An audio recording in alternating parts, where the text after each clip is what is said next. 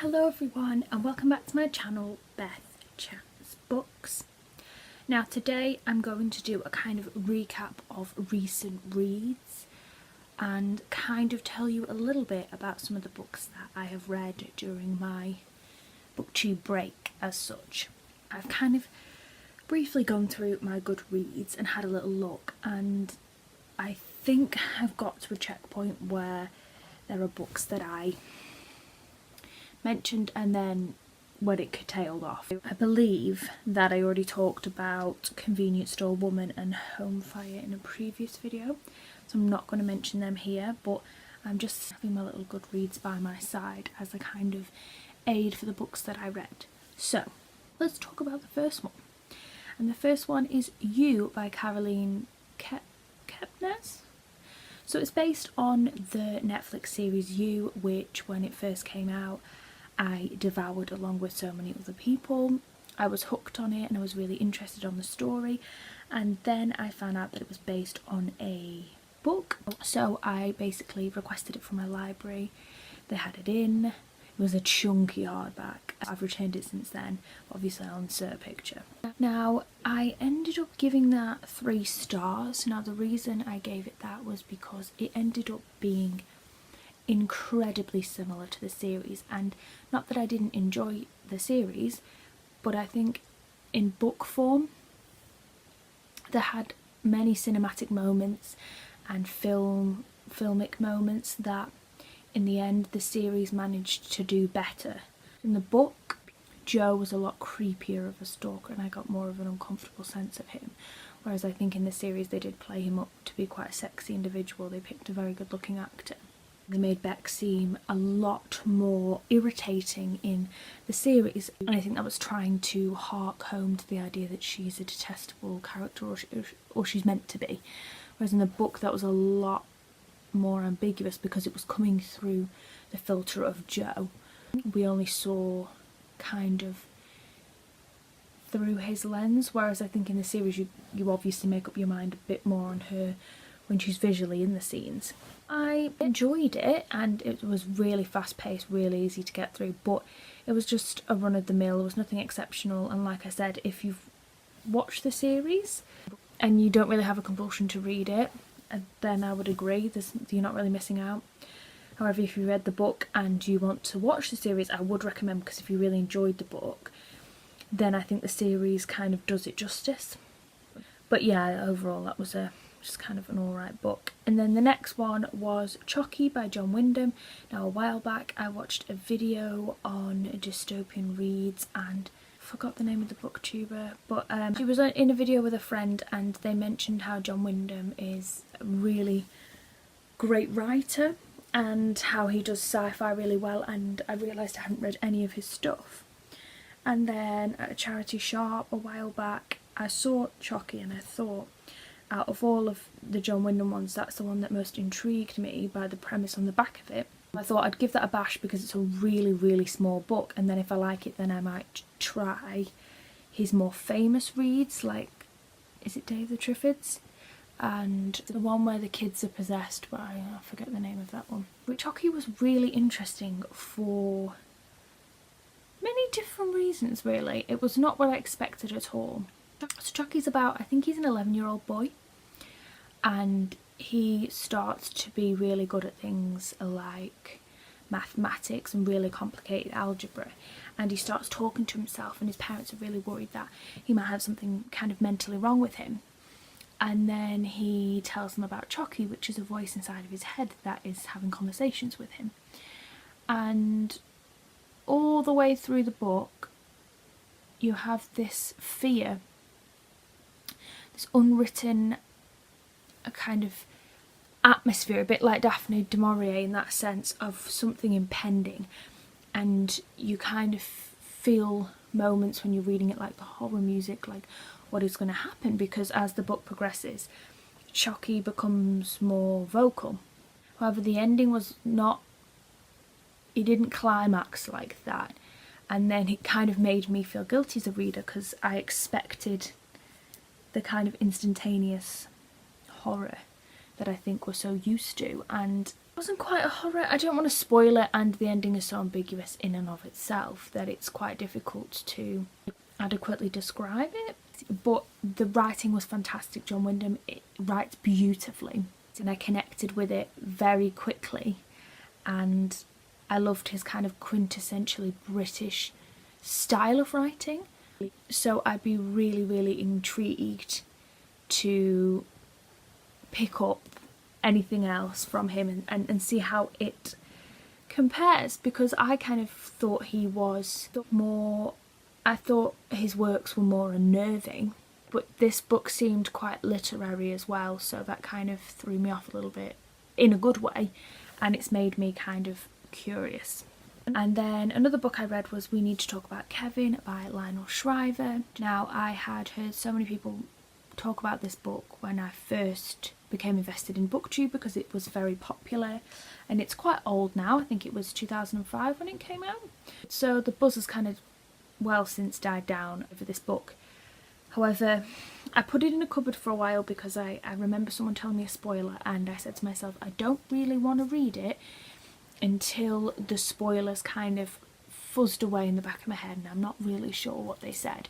So recently I saw it in my cupboard, and I knew it would be an easy, fast-paced read because I kind of knew the premise already, which is kind of self-evident in the blurb, so I'm not giving any spoilers. But it's about Kevin, who is a teenager who ends up massacring some of his fellow schoolmates, and the book is so interesting in terms of there's a few other plot twists that you don't see coming, so if you want to read it for a thriller basis, there are some new things. However, I wouldn't describe it as a thriller because it's ultimately an existential question, and the main protagonist, Kevin's mother, she's kind of coping with this decision that she feels she never wanted kids, and she made a compromise when she met Kevin's father and decided to have kids with him. And it's all about this idea of the fear of your own children, and the fear of what your children will become, and the fear that your children know that they're not wanted if you bring children into the world when you didn't really want kids. And I found those questions and the exploration of them through the protagonist very, very interesting. For some people it's a no-go because it's not fast-paced. For some people that's quite slow-paced, and it's very dependent on the character. And for example, if you don't like this character or you cannot connect with her, then I suppose the whole book kind of loses that connection with you. But I found her very fascinating, and although she was far from a true narrator, I believe she was very interesting. And there's something, I don't know whether it's the biological woman inside that connects with that kind of character. I have someone who's always wanted kids someday, so I can't really sympathise as such with the idea of never wanting kids, but that connection to motherhood that women have, whether they have it by deciding to go into motherhood or by telling themselves they won't, or by making the decision not to. As women, we're always weirdly haunted and connected by that sense of motherhood from a biological perspective, and so I found this book really interesting. It really impressed upon me a new respect for Lionel Shriver, because I've read The Post-Birthday World, which upon a lot more mulling over I've grown to really appreciate, although at the time I thought I didn't really highly rate it, and upon reflection now I definitely think that We Need to Talk About Kevin was a lot better of a plot and a lot more well thought out. But I do think that Lionel Shriver is a really interesting writer, and I really liked at the back of We Need to Talk About Kevin how it explored this idea that she's fueled by these difficult questions or these split decisions, if you do something or if you don't do something, and that influences a lot of her books, and in particular in The Post-Birthday World that was really prominent. Does she make the decision to cheat or does she not, and the implications of that. And I really like that she's really playing with form there and kind of exploring and being creative in the avenue of literature that way. I find that really interesting. Okay, so the next one was The Anxiety Solution, A Quieter Mind, A Calmer You by Chloe Brotheridge. So I was recommended this by my mum and sister because a while back I think I was kind of going through I wouldn't call it anxiety, and I don't want to label any symptoms or behaviours here because I think I've been quite lucky and blessed that I don't really feel like I have been in a position of ever having bad mental health. And I know so many people on BookTube but also on other mediums and in other areas of life have been very vocal about this, and I'm in full support of that. And so I don't want to belittle their experiences by for 1 minute trying to claim the same, because I don't think that. But basically I've had 2 consecutive jobs where I wasn't very happy in them, and that led to anxiety around the workplace, and then taking that home a little bit, or anxiety going to work because I wasn't happy in those environments. And so my mum and sister thought it'd be good for me to give it a read and see if just reading about it and acknowledging some of the things in the book would help. So overall I gave it 3 out of 5 stars. Oh, I don't know if I told you, we need to talk about Kevin. I gave 4 stars, by the way. Back to this book. In some ways it really helped because it dealt with some of the things that I feel, and some of the things that she did put in the book I could acknowledge that personally I feel. And the good thing about the book is it wasn't trying to shame you or to say you needed to be a certain way to acknowledge that anxiety has a presence in your life, and it wasn't shameful, it wasn't pointing fingers, and it wasn't saying get a grip. But it also was a little bit too what I would call Instagrammy for me. It was telling me that I need to love myself, and some of the techniques that they offered, like telling yourself how you love yourself in front of a mirror and things like that, I didn't particularly connect with, and I don't think they're things that I would do.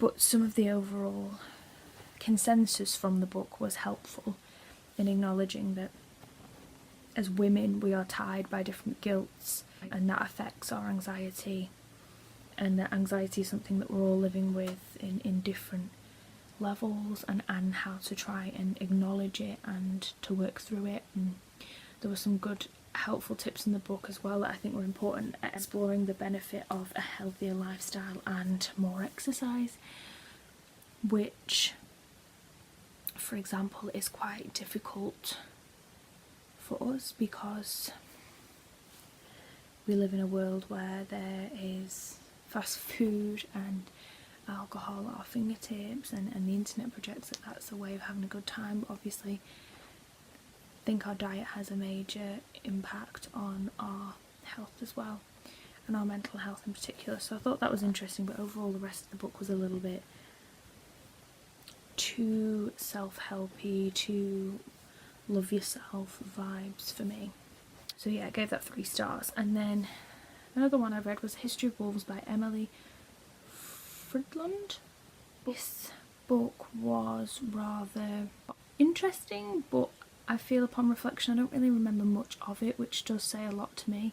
It was a debut, and I think she has written something else more now. I think it was long listed for the 2017 Man Booker Prize. And I liked the character, but what I got the consensus of, Simon over at Savage Reads put on his Goodreads, and he summed it up really how I felt about this book, which is that there were 2 different plot ideas going on, and by trying to commit to both of them, the execution overall of the novel was faulted.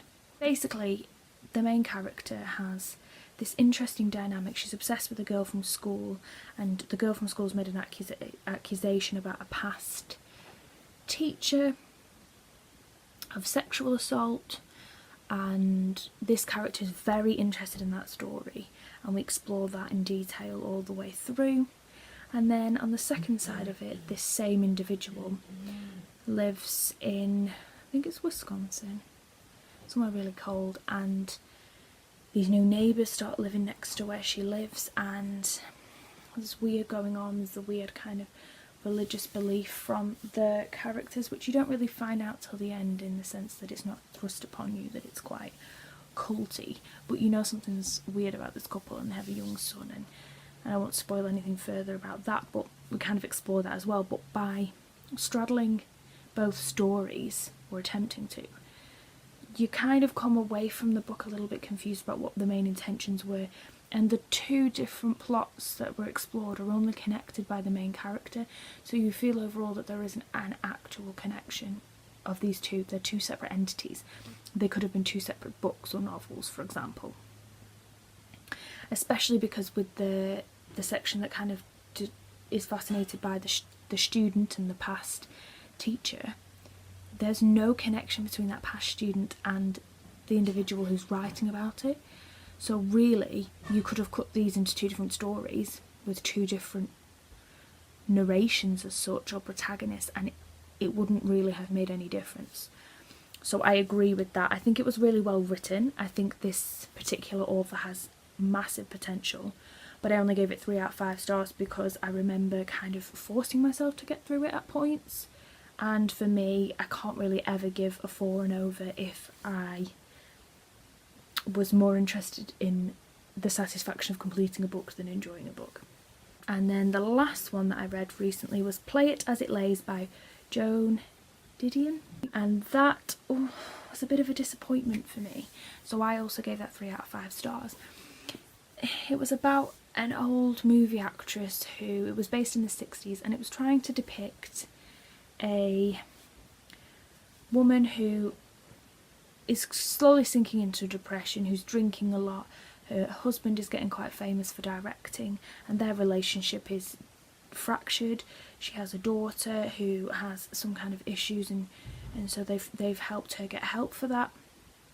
And in the meantime, there's kind of hints that the main protagonist is going to do something kind of unforgivable, but the style of the narration is that the woman is very detached from her own demise as such, so we feel a disconnect because everything she's telling us is very disconnected, and all the characters have a blackness in them, is the best way to describe it, that makes it very hard to connect to them or to want to connect with them.